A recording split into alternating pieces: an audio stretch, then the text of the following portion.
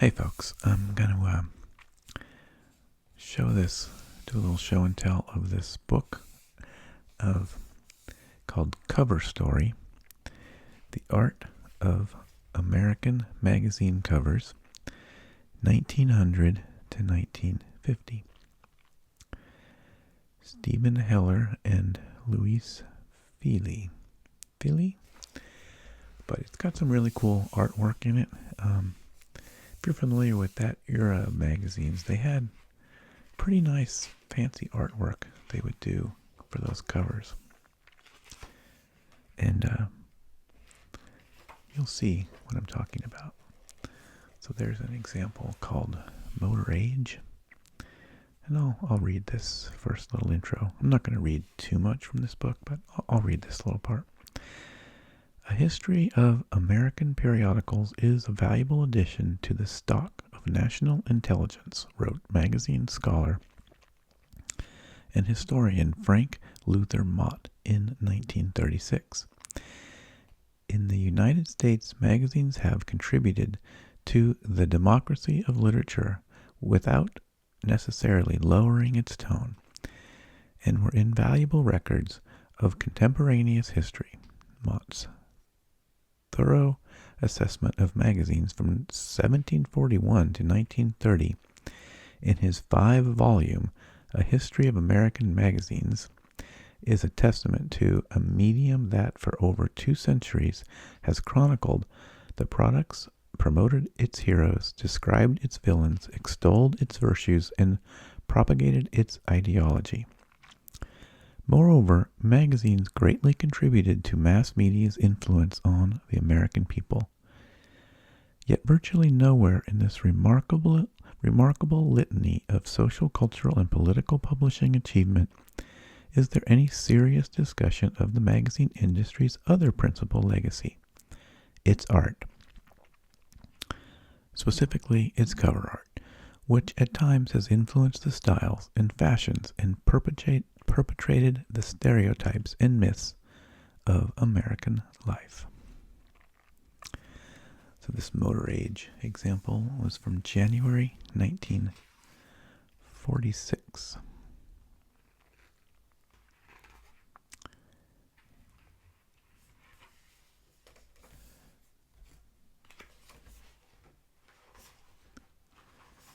Skip ahead to some more cover art photos. Our examples. Here's Town and Country. The lady in this little picture is the Ladies' Home Journal. So this has got like a shooting gallery artwork. That's Town and Country from September 1939. The price was 50 cents for that magazine.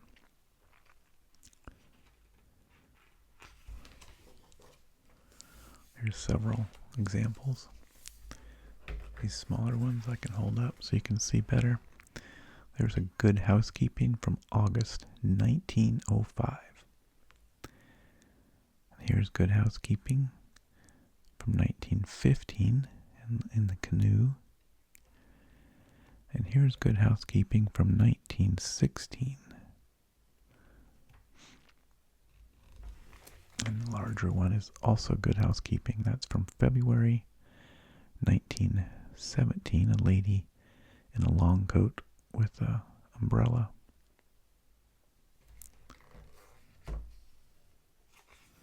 The price says 15 cents. Here's House and Garden examples. February 1921. Here's a rooster, January 1928.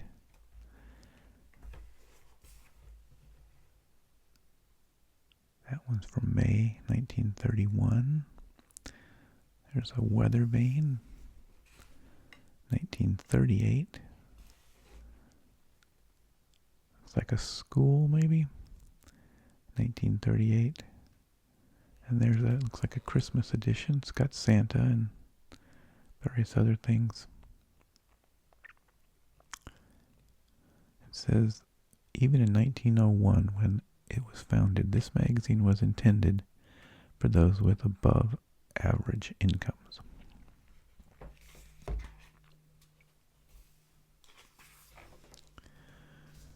Here's the Household magazine.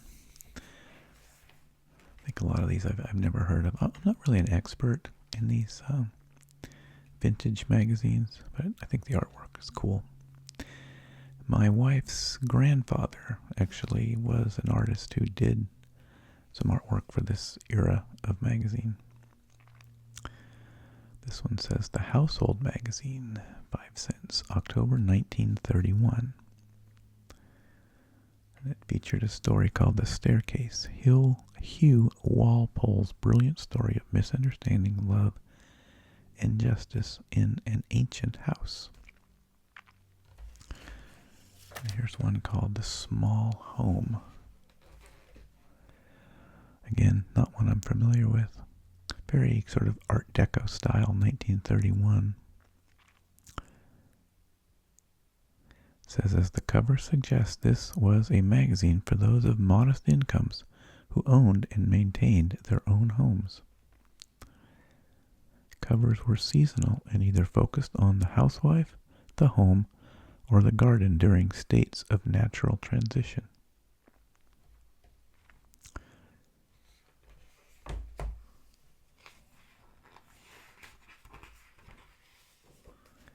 Here's Town and Country magazine. This one's from May 1943. The artwork is called The Chinese Shadow Box. It shows various interests of the targeted affluent female audience. There's some more examples. There's the big one, and here's some smaller ones. Covers often symbolize the leisure activities of the affluent. This one was published in time for duck hunting season. In the manner of the European modern poster, this cover symbolically refers to the winter frolics of the leisure class. That's from 1946.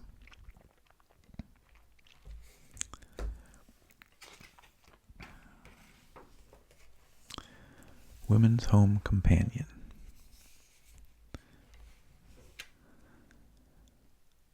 The Ladies' Home Companion, founded in 1885, changed its name in 1897 and became focused on the modern woman's lifestyle. There's a couple more. This cover, by the creator of the Double Mint twins in the 1940s, depicts a genteel woman's leisure activity, which I guess includes riding horses, horseback riding. Glamorous cover girls began appearing on magazines in the 19th century and continued to be effective selling tools.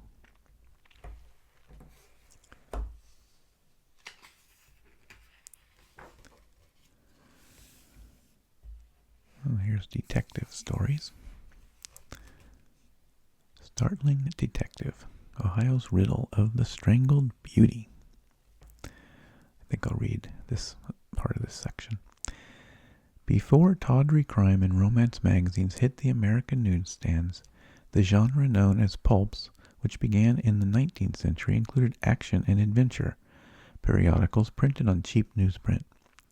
In 1919, publisher Bernard McFadden premiered a new kind of pulp, True Story, the cover of which featured a starry-eyed couple and the now famous saying, "Truth is stranger than fiction." The cover also offered $1,000 for Your Life Romance. This was the beginning of an exceedingly popular genre of true confession magazines that caught on like wildfire. By 1926, True Story had an astounding 2 million newsstand circulation. McFadden simply acknowledged what had been known in other publishing fields, that the narrative of a real-life experience, seduction, murder, or abuse, had a riveting effect on the public. McFadden geared this material toward the many thousands who didn't read magazines because they were ignored by publishers for not having the money or education to be targeted by national advertisers. It was for this audience that the paradigmic pulp cover was designed with stark, lustful paintings, bold logos, and numerous Gothic and slab serif cover lines. In the movie poster tradition, the hyper-realistic paintings underscored a key portion of the mystery action or romance, just realistic enough to be provocative and mysterious enough to pander to the audience's voyeurism. Crime Detective, Love for Sale. Lovers, Lane Killers, and the 4-Year Death.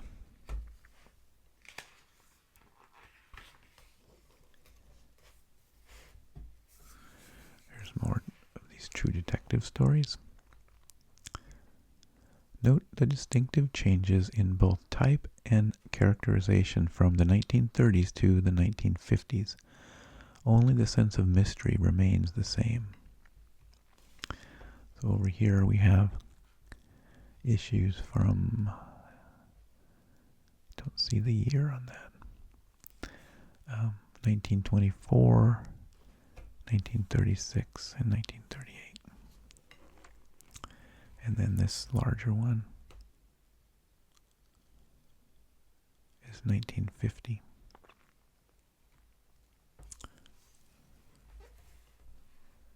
It's pretty cool artwork.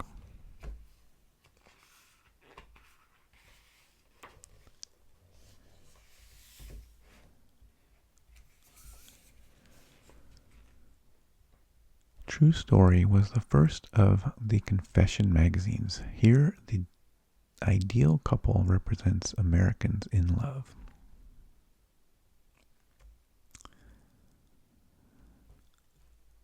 This one is 1936, Americans in Love. And then this one is 1935. And that one is also 1935, Castles of Sand. And that's a different magazine, All Story Love Stories.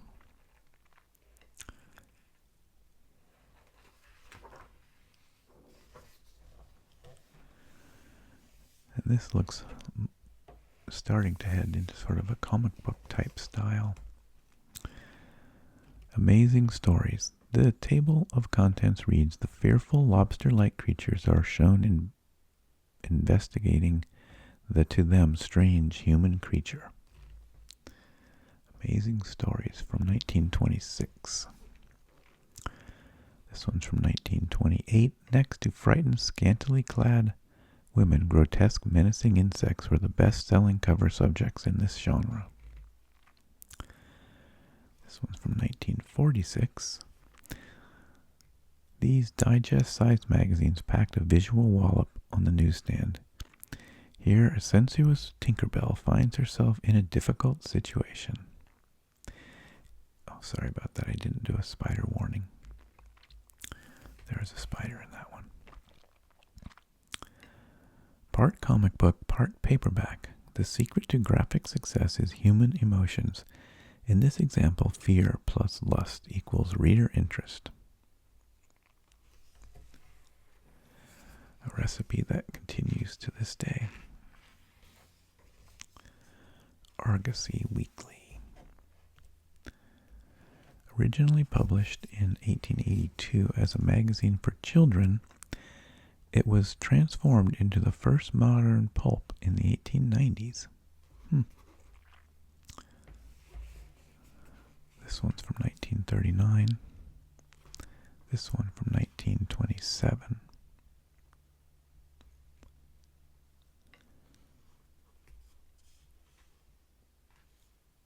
Says credit was rarely given for Argosy covers, so it was up to the illustrator to position his signature where it couldn't be cropped out. Interesting.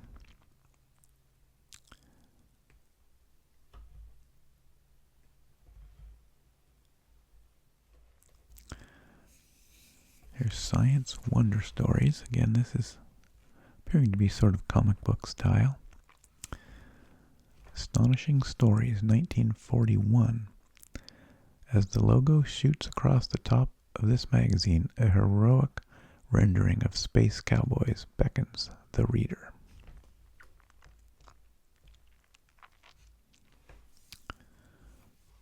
Looks like this one's from 1929 and this one's 1940. I think I have that right. Here's some more, one called 5 Novels. Before inexpensive paperbacks cornered the middlebrow literary market, magazines such as this did the job.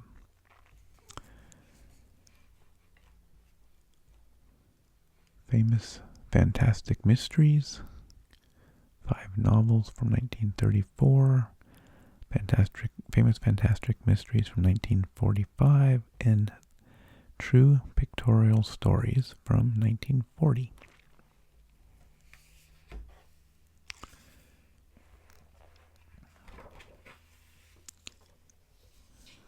Here's Vanity Fair.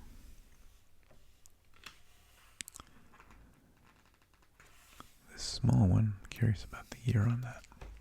The small one says 1926. So there's an old Vanity Fair cover. What that looked like in 1946.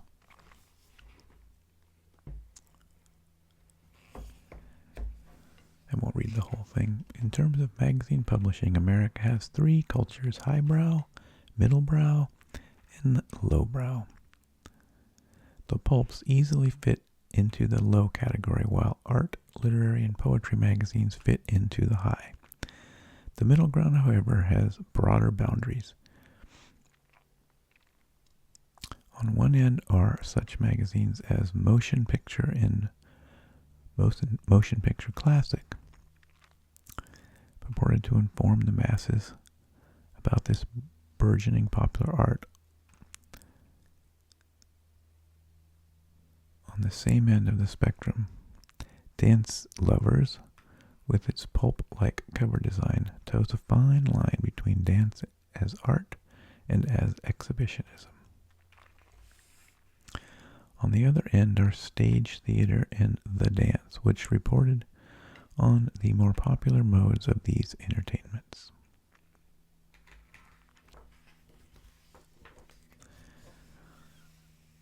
There's Vanity Fair cover from 1930.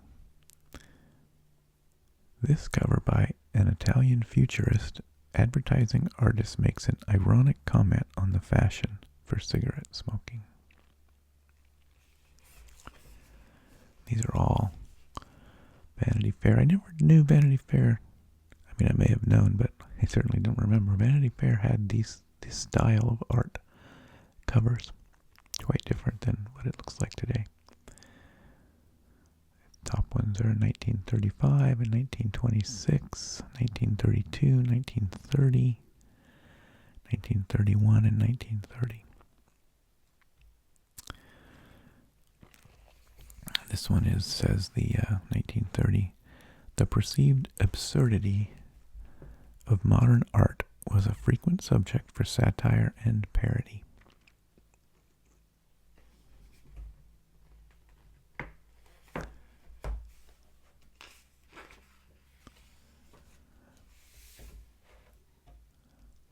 There's quite a few in this magazine. I may not get all the way through this today. There's a magazine called The Dance. Here's one that says Dance Lovers Magazine, and another one that says The Dance. So this is 1929, this one's 1925, and this one is also 1929 with the hat. Here's an example of Motion Picture Magazine. Pretty cool. And there's Motion Picture Classic. This one 1925 and this one 1926. So I think that's right in the time when motion picture industry was really starting to take off.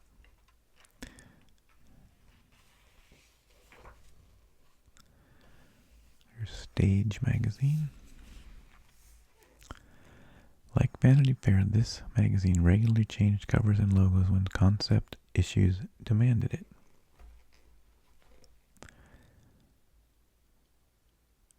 A delightful caricature of George M. Cohan, the Broadway impresario, is designed to fit into a comic commemorative stamp. There's Theater magazine, 1924 and 1929.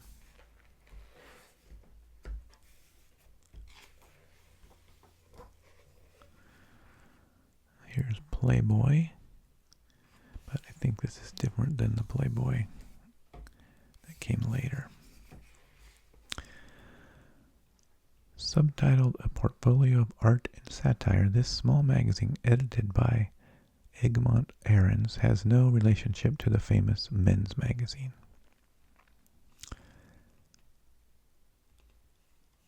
So this is from 1921, A Portfolio of Art and Satire. This one's from 1923. The logos were drawn sometimes haphazardly without regard for the rules of typography or lettering.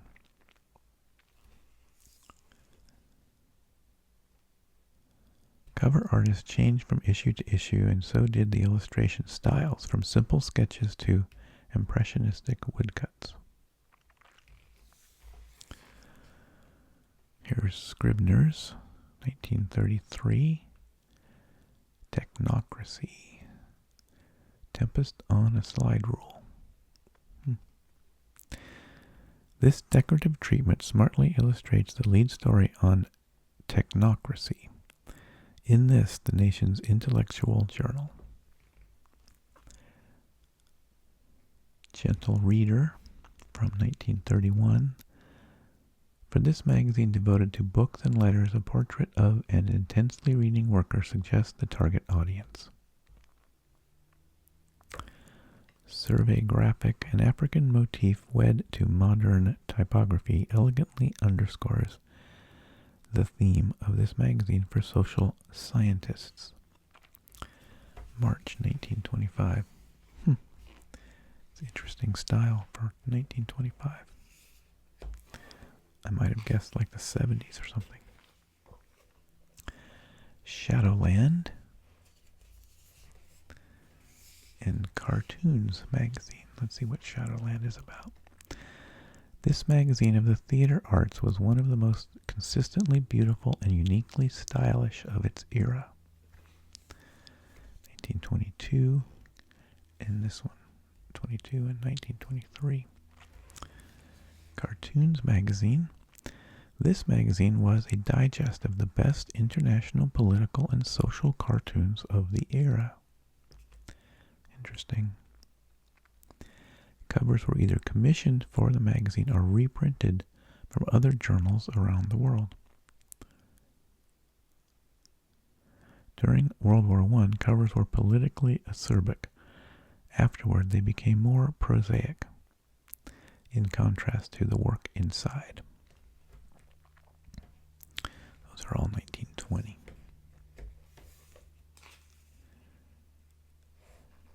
People would have been suffering their own pandemic at that time.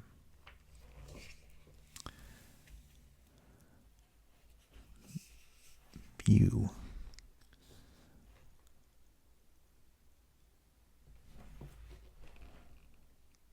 The organ of the American Surrealist movement was covered with some of the most avant-garde imagery of the day. And then this one's Creative Art. And that one's School Arts magazine. 1929. This one's 1944. These are both 1929. The Smart Set. 1922. Cultural critics published the most trenchant, if often scabrous, I don't think I know that word, magazine of the age. Its covers were equally acerbic. The Little Review, 1926, and Broom, 1922.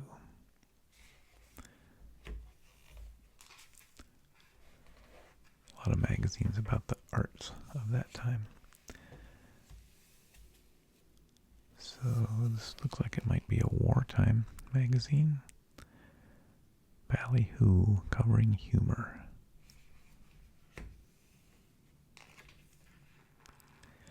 Not all humor magazines had funny covers because not all humor magazines were funny. The Humor Weekly actually began as a general watchdog of and commentator on the American scene.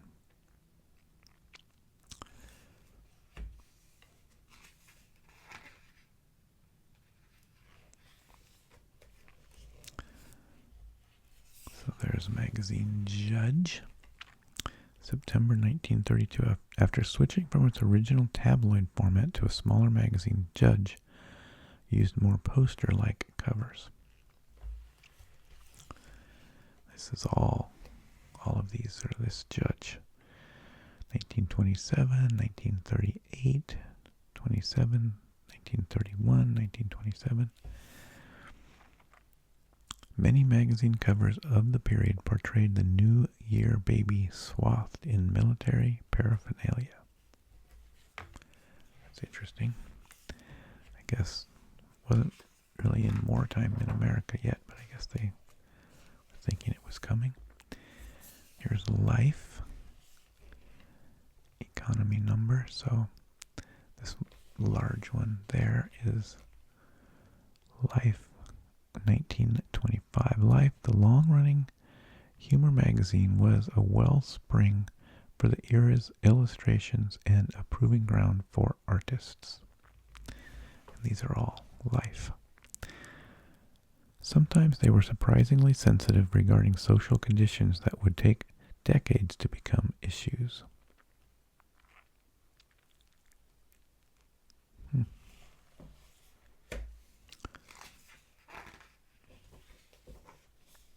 Here's more Life covers. That one's from 1910. This one from 1921. And here, 1926. And that one, 1927. Like most contemporary magazines, Life was cognizant of the sales appeal of fashionable women on its covers.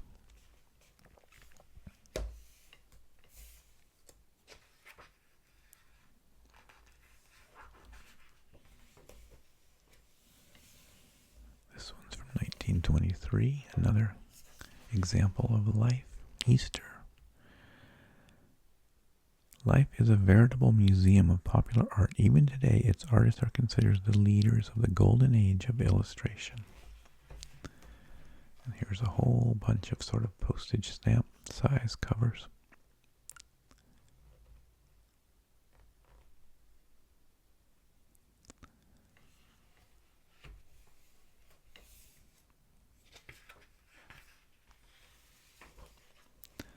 The Quilt. This one's from 1918.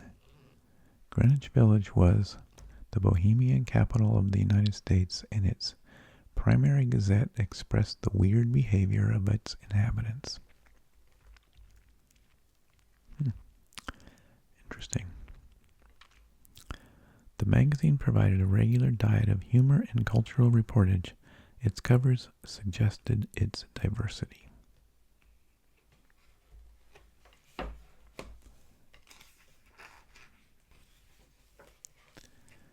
Delineator.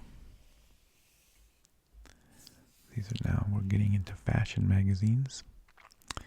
Fashion magazines of the late 1920s and 1930s incorporated many of the avant-gardisms that had been introduced on the covers of the progressive culture magazines, with an added touch of haute couture for good measure. It was the mission of these magazines to be on the crest of the new waves without being too far ahead.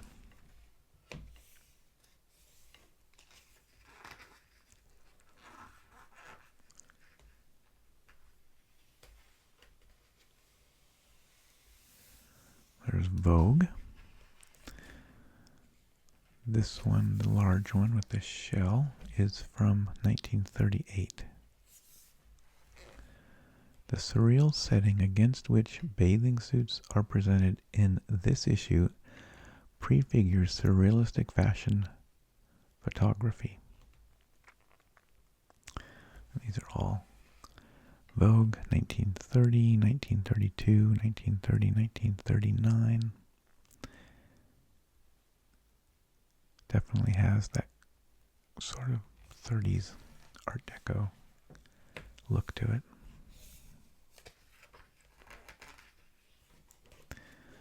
Harper's Bazaar. The cover for this early issue from 1902, with only one A in Bazaar, is influenced by European Art Nouveau. Interesting.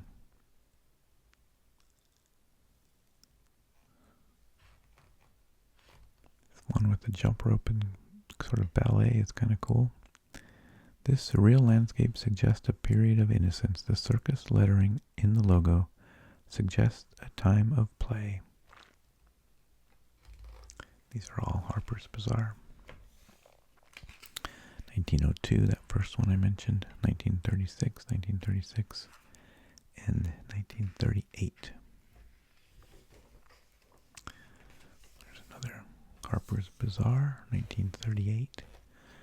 Big eye. That's a pretty cool surrealistic sort of thing. Fashion magazines introduced surrealism to American culture as a fresh way to address beauty and style. So these are more Harper's Bazaar covers.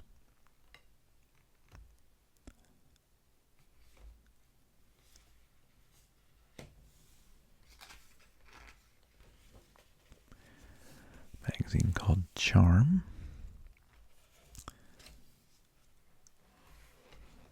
This one on the left is 1926. In contrast to Cassandra's bridal symbol, this handsome rendering is decidedly more literal. That's from 1926. These two, 1931 and 1938.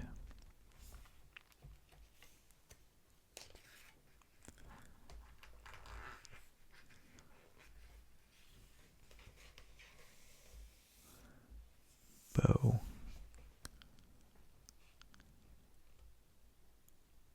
Bow, the men's magazine, was devoted to the comforts and luxuries of living. Interesting. So that was the man's magazine.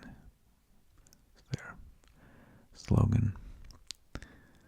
Cover suggests the upper crust of this leisure set and their superior relationship to women.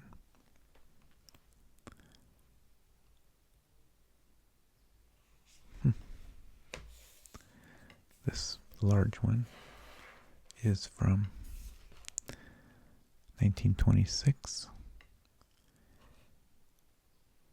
And these are 1926 and 1927.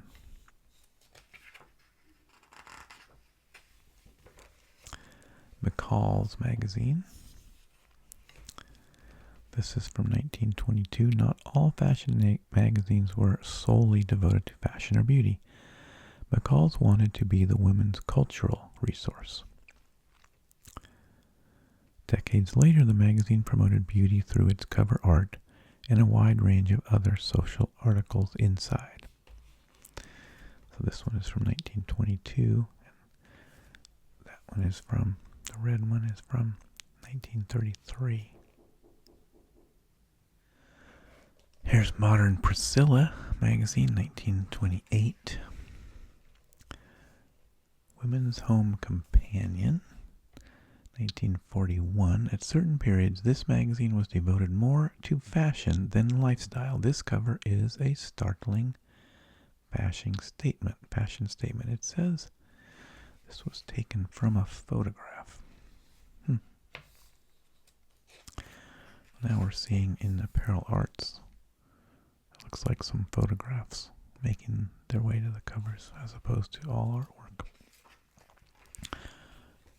Or all paintings or sketches, I guess I should say. In 1944, so this one's correct eating strength. Correct eating and strength. So, I guess this is beginning the self-help era. In 1924, an editorial in the American Medical Association's magazine, Hygeia, argued that Physical Culture magazine was an outstanding example of the money that is to be made from catering to ignorance. Pretty harsh. The attack was aimed specifically at the McFadden Publishing Company's flagship magazine, which began in 1899 and took the unique position that exercise and diet could cure any illness. Still have some people that adhere to that thinking. Here's that Physical Culture magazine, some examples.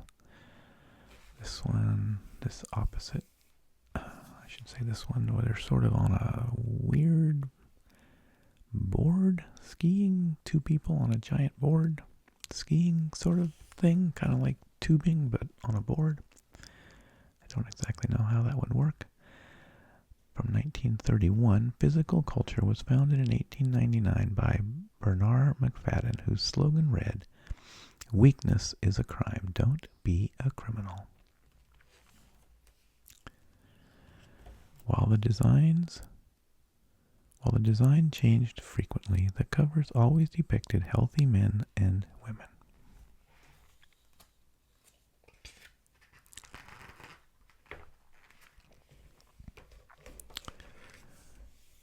Here's the Home Craftsman on this side and Home Craft on that side. The cover for Volume 1, Number 1 of this pocket-sized magazine set the tone for subsequent issues from 1931.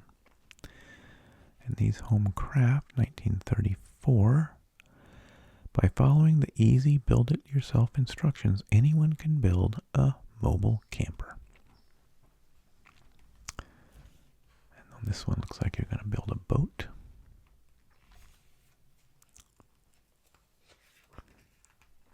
(1935). Here's early examples of popular science. This one from 1940, so it is wartime, at least in Europe at that point. The covers for popular science were never quite in sync with the do-it-yourself mechanics and handicrafts presented inside. Here's a number of, that one's got those bombs falling.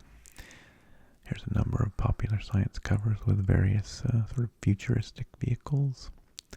Got a flying wing, sort of a monorail type thing, kind of an airplane boat, hybrid sort of thing.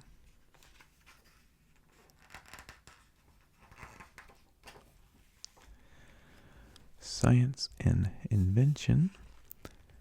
In an attempt to increase interest in the sciences, covers were often rendered in a storybook fashion. Here's Everyday Science and Mechanics, 1933. It says 190 miles an hour with ball wheel train. So that's showing a train with a giant ball for a wheel. Here's Modern Mechanics. 1932, Norman Saunders, the most popular of all the how-to fantasy illustrators, could also convincingly render action and suspense, the thrills of balloon racing. The amazing thing about these covers, as was the case with this gyroscope monorail car, is that fiction was not too far from truth.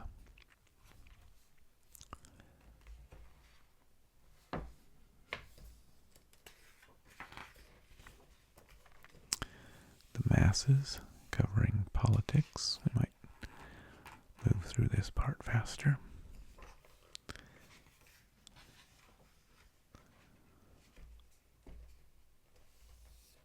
The few brush strokes in this drawing of a battlefield blast echo the ad hoc lettering in the logo.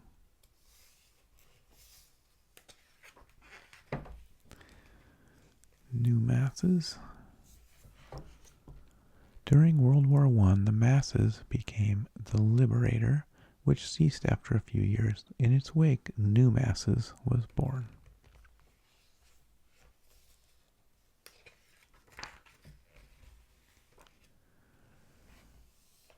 Direction. Covers for this political culture magazine were revolutionary in its modern marriage of type and image. From 1942.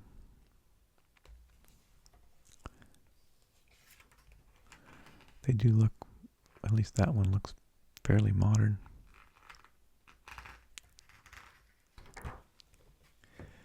Covering industry. America's machine age, the period of industrial retooling and modernity between the late 20s through the 1930s, is visually chronicled on the covers of the scores of magazines devoted to business and industry.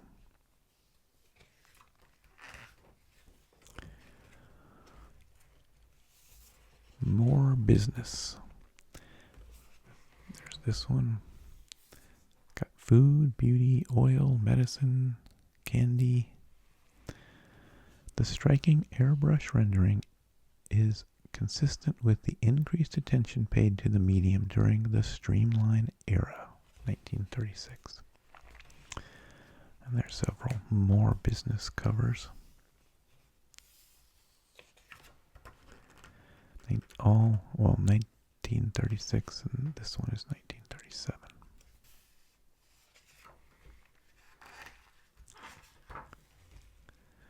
Interiors. This cover is quintessential modernism, a photo montage set against a surreal landscape in which symbolic elements, factory people house, sit. From June 1943. American printer. The eagle was the symbol for this important trade magazine, here interpreted in a typically heroic manner. From 1929, this one's American printer 1932, and that one's also 1929. Standard Oil Bulletin. Interesting. The covers for this digest-size house organ rarely referred to petroleum or its use.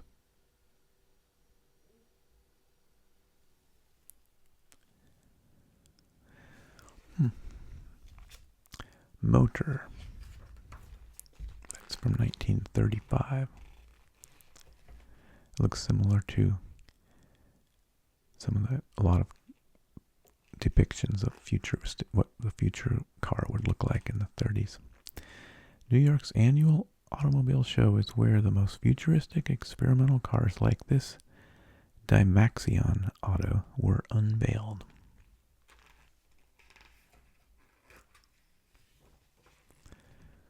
Advertising arts. 1934. Advertising arts introduce modern graphic trends and fashion to designers and advertising artists. This one's from 1930. This one's from 1931.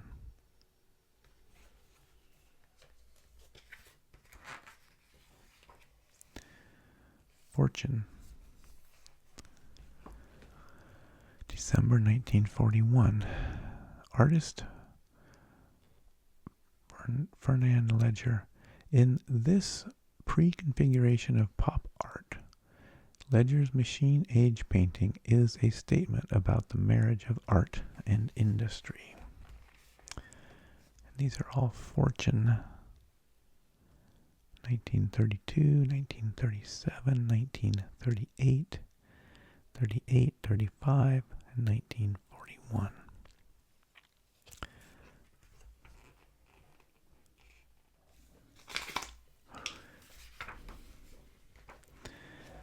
Covering Society, Saturday Evening Post, the general interest magazine, the so-called family journal that appealed to a broad readership of men and women with news, gossip, service, and fiction, was the foundation of American periodical publishing until the 1960s, when electronic media usurped its role with advertisers.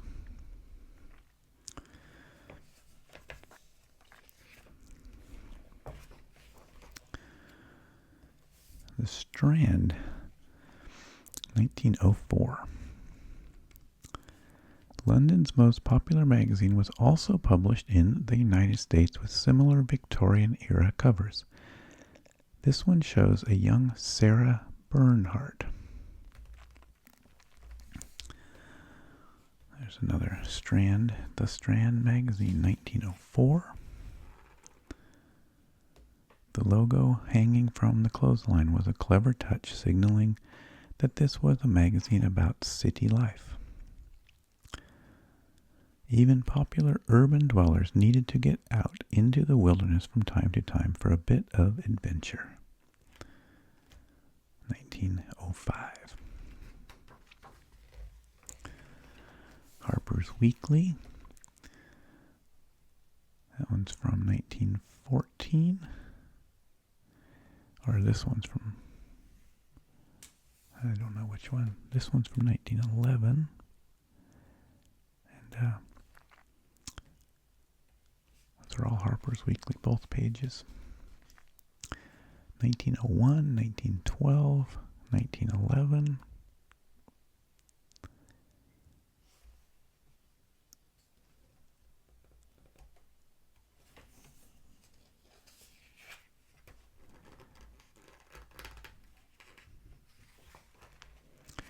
Leslie's. For God's sake, hurry up. Leslie's, though it was one of America's first illustrated weeklies, Leslie's did not always rely on pictorial illustration alone. That one is from 1915. This is 1914, and that one's 1920 with Uncle Sam. Flagg used his emblematic rendition of Uncle Sam based on a self-portrait, popularized as a recruitment poster on many magazine covers. Artist James Montgomery Flagg, Flagg. So is that the artist that invented Uncle Sam?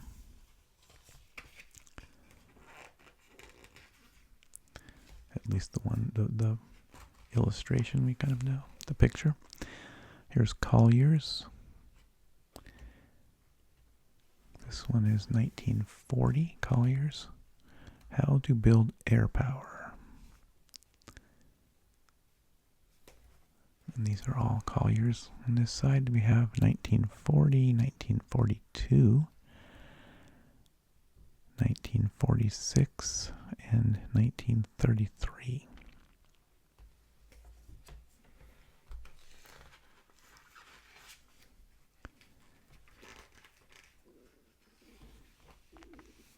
Here's Liberty. Liberty.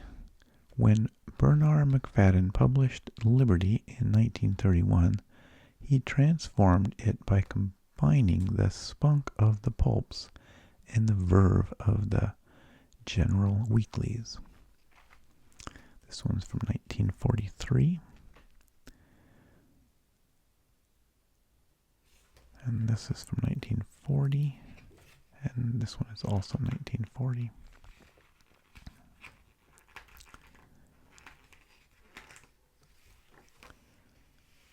Open Road for Boys. The magazine for young boys published fiction and nonfiction, adventure, and sports stories.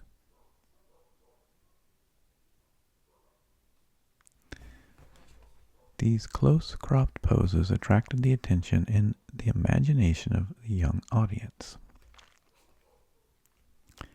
1937, 1935, that was 1934.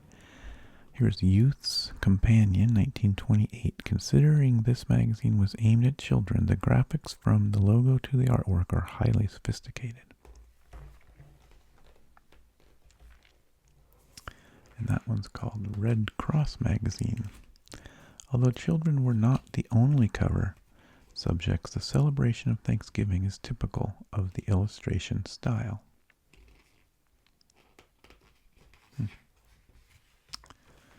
The Golden Book. The Golden Book Magazine, 1928. At this period, only the covers of the Golden Book were illustrated with stylized romantic scenes, often with a big moon or sun. Pictorial Review, 1933. Originally a women's magazine, Pictorial Review became somewhat of a crusader, and then a more general interest journal.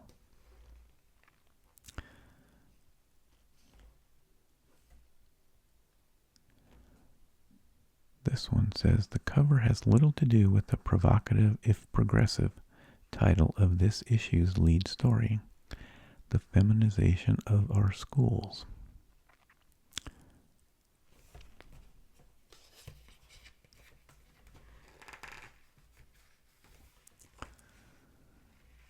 Covering travel.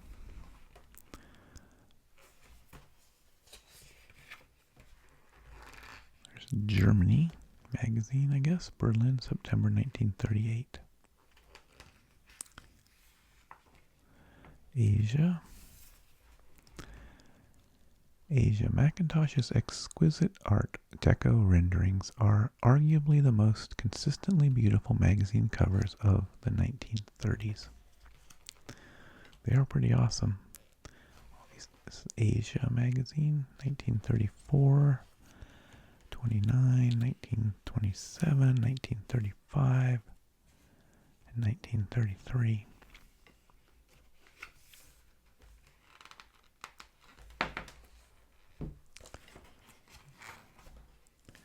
Holiday, 1949.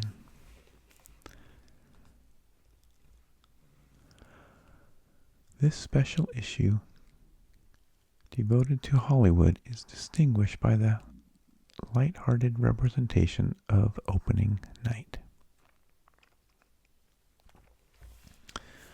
Nature magazine, 1932. Is it a mask, a headdress, a Vegas showgirl? No, it is a rare bird that invites readers to partake in a nature journey. Air Travels, 1939. As the cover suggests, this is a travelogue for the dreamer, published on the eve of global war.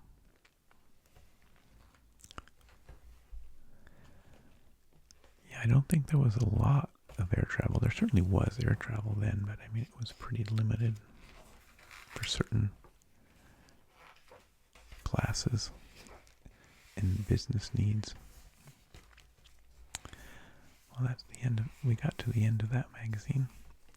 There's, or I should say that book. Here's magazines on the magazine stand of this era, the era described in this book, the 1900 and 1950s. So I hope you enjoyed the show and tell of this little booklet, or book cover stories, or called Cover Story, of magazine covers. The Art of American Magazine Covers, 1900 and 1950. I really want to thank everybody for all the support you've been giving my channel. I hope you enjoy this video and were able to relax. If you liked it, you might want to hit the subscribe button. If you're already a subscriber, thank you. But most importantly, thank you for watching. I'll see you soon.